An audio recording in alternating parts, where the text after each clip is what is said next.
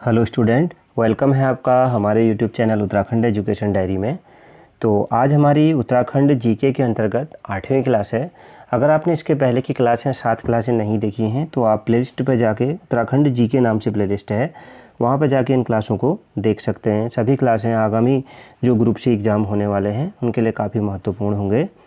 जैसा कि अभी आज न्यूज़पेपर में ये सूचना आई हुई थी कि ऑनलाइन एग्ज़ाम होंगे और जल्दी ही उनकी डेट भी घोषित की जाएगी। तो किसी एक संस्था को इसका मतलब एग्ज़ाम कराने का कुछ दिया गया है गवर्नमेंट द्वारा, तो ऐसा कुछ सूचना आई हुई थी। आप फेसबुक पेज से जुड़िएगा, वहाँ पर वो पूरी डिटेल अपलोड की गई है, हमारे लिंक आपको मिल जाएगा वीडियो के नीचे पे।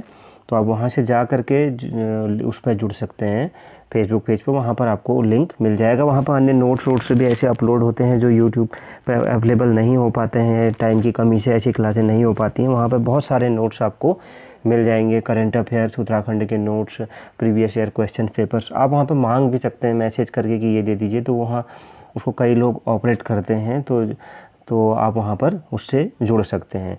और आपका स्कोर क्या रहा है इस क्लास का, जो अभी ये क्लास है, कमेंट बॉक्स में ज़रूर बताइएगा। तो चलिए शुरू करते हैं इस क्लास को। हिमालयन इंस्टीट्यूट की स्थापना किसके द्वारा की गई थी? तो ऑप्शन बी डॉक्टर स्वामी राम के द्वारा की गई थी। ऑप्शन बी इस प्रश्न का राइट आंसर हो जाएगा। दूसरा प्रश्न है, किस नदी के तट पर माधो सिंह भंडारी युद्ध करते हुए वीर गति को प्राप्त हुए थे? तो ऑप्शन ए सतलज नदी के तट पर। ऑप्शन ए इस प्रश्न का राइट आंसर हो जाएगा। अगला प्रश्न है, रुड़की विश्वविद्यालय की स्थापना हुई थी कब? तीसरा प्रश्न है, तो ऑप्शन सी 1847 में हुई थी। ऑप्शन सी इस प्रश्न का राइट आंसर हो जाएगा। अगला प्रश्न है, चौथा प्रश्न है, जीबी पंत विश्वविद्यालय की स्थापना हुई थी कब? तो कब हुई थी? ऑप्शन सी इस प्रश्न का राइट आंसर हो जाएगा, 1960 में हुई थी। पाँचवा प्रश्न है, दर्पण पुस्तक के लेखक कौन हैं? तो दर्पण पुस्तक के लेखक कौन है? Option A Rajendra Bhandari ji. Option A इस प्रश्न का राइट आंसर हो जाएगा। अगला प्रश्न है, मूग विनिमय प्रथा किस जनजाति में प्रचलित है? तो ऑप्शन सी राजी जनजाति में प्रचलित है। ऑप्शन सी इस प्रश्न का राइट आंसर हो जाएगा। अगला प्रश्न है, तिमाशा क्या है? तो इस प्रश्न का राइट आंसर क्या होगा? तिमाशा क्या है? तो सातवां प्रश्न है, ऑप्शन बी मुद्रा। ऑप्शन बी इस प्रश्न का राइट आंसर हो जाएगा। आठवां प्रश्न है, उत्तराखंड विकास पुरुष का निधन कब हुआ था? तो उत्तराखंड विकास पुरुष किसे कहा जाता था? नरेंद्र तिवारी जी को। तो इनका निधन कब हुआ था? ऑप्शन बी 18 अक्टूबर 2018 को। ऑप्शन बी इस प्रश्न का राइट आंसर होगा।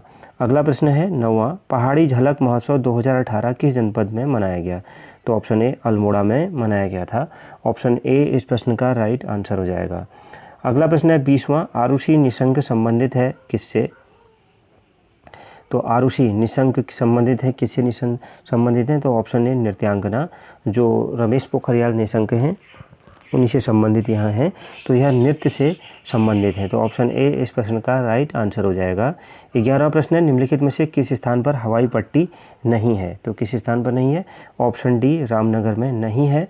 ऑप्शन डी इस प्रश्न का राइट आंसर हो जाएगा। अगला प्रश्न है, क्वेश्चन नंबर 12वां, किस व्यक्ति का घर भारती भवन कहलाता है? तो किस व्यक्ति का कहलाता है? ऑप्शन बी मुकुंदी लाल जी का, बैरिस्टर मुकुंदी लाल जी का। ऑप्शन बी इस प्रश्न का राइट आंसर होगा। अगला प्रश्न है, बुक्सा जनजाति प्रमुख रूप से निवास करती है कहाँ पर? तो ऑप्शन सी उधम सिंह नगर में निवास करती है। ऑप्शन सी इस प्रश्न का राइट आंसर हो जाएगा। अगला प्रश्न है, वर्तमान में थारू जनजाति निवास करती है कहाँ पर? तो थारू जनजाति कहाँ पर निवास करती है? ऑप्शन ए खटीमा व सितारगंज में। ऑप्शन ए इस प्रश्न का राइट आंसर होगा। 15वां प्रश्न है, भोटिया जनजाति का प्रमुख निवास क्षेत्र है कहाँ पर? तो option A Pithoragarh. Option A इस प्रश्न का राइट आंसर होगा। अगला प्रश्न है, ग्रीष्म एवं शीतकालीन आवास किस जनजाति में प्रचलित हैं? तो किस जनजाति में प्रचलित हैं? ऑप्शन सी भोटिया जनजाति में प्रचलित हैं। ऑप्शन सी इस प्रश्न का राइट आंसर होगा। अगला है, टब्बर किस जनजाति से संबंधित है? तो option D one Rawat. Option D इस प्रश्न का राइट आंसर होगा। अगला प्रश्न है, रंड किस जनजाति को कहा जाता है? तो रंड किस जनजाति को कहा जाता है? 18वां प्रश्न है, ऑप्शन ए थारू जनजाति को कहा जाता है। ऑप्शन ए इस प्रश्न का राइट आंसर होगा। 19वां प्रश्न है, भोटिया लोगों द्वारा बनाए जाने वाला भात क्या कहलाता है? तो क्या कहलाता है? ऑप्शन बी छाकू कहलाता है। ऑप्शन बी इस प्रश्न का राइट आंसर होगा। अगला प्रश्न है, जोहरी या शौका जनजाति कहाँ निवास करती है? तो यह कहाँ पर निवास करती है? ऑप्शन ए पिथौरागढ़ में निवास करती है। 21वां प्रश्न, रंगभंग नाम युवाग्रह किस जनजाति में प्रचलित है?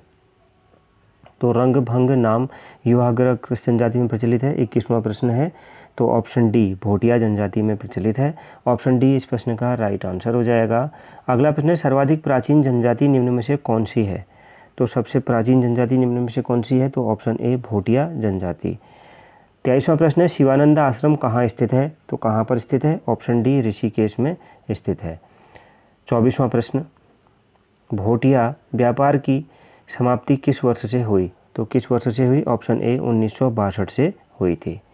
25वां प्रश्न, निम्न में से कौन सा मेला भोटिया जनजाति से संबंधित है? तो कौन सा मेला है? ऑप्शन सी जौलजीबी मेला। ऑप्शन सी इस प्रश्न का राइट आंसर हो जाएगा। अगला प्रश्न है, कौन सी जनजाति में मात्र सत्ता प्रथा प्रचलित है? कौन सी जनजाति में प्रचलित है? ऑप्शन सी थारू जनजाति में प्रचलित है। 27वां प्रश्न, जौनसारी लोग महासु किस देवता को कहते हैं जौनसारी लोग? तो ऑप्शन ए भगवान शिव को कहते हैं। अगला प्रश्न है 28वां, कौन सी जनजाति पांडवों को अपना प्रमुख देवता मानती है? कौन सी मानती है? ऑप्शन डी जौनसारी जनजाति मानती है। 29वां प्रश्न, किस चंद्र शासक का नाम श्याल बुंगा या लखुली विराली था? कौन सा शासक था? तो ऑप्शन बी लक्ष्मी चंद का नाम क्या नाम था? श्याल बुंगा व लखुली विराली। तो ऑप्शन बी इस प्रश्न का राइट आंसर हो जाएगा। अगला है, राजी जनजाति का आवास स्थल है कहाँ पर? तो ऑप्शन डी पिथौरागढ़ में स्थित है, इनका आवास स्थल है। 31वां, प्राचीन किरात जनजाति से संबंधित है? Option C Tharu. अगला प्रश्न है 32वां, कौन सी जनजाति अपने को राजपूत से संबंधित मानती है? तो ऑप्शन ए भोटिया जनजाति। 33वां प्रश्न है, निम्न में से किस दर्रे से भोटिया तिब्बत व्यापार नहीं होता था? कौन सा दर्रा था? तो ऑप्शन डी श्रृंगकंठ दर्रा, इससे व्यापार नहीं होता था।